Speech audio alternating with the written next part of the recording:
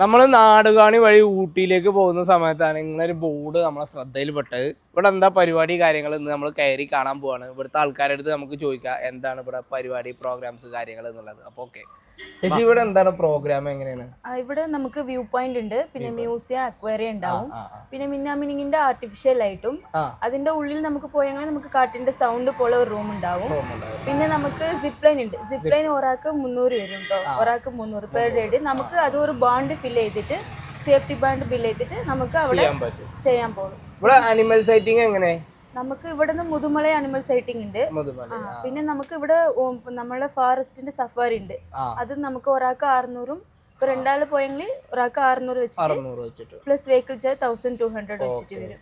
അത് നമ്മൾ സെപ്പറേറ്റ് പേ ചെയ്യാം. ആമാ, നമുക്ക് സെപ്പറേറ്റ് പേ ചെയ്യണം. അത് വണ്ടി വരും. നമ്മൾ എത്ര കിലോമീറ്റർ ഉണ്ടാവും? അത് 5 കിലോമീറ്റർ ഫോറസ്റ്റിന്റെ ഉള്ളിൽ നമുക്ക് ജീപ്പ് സഫാരി.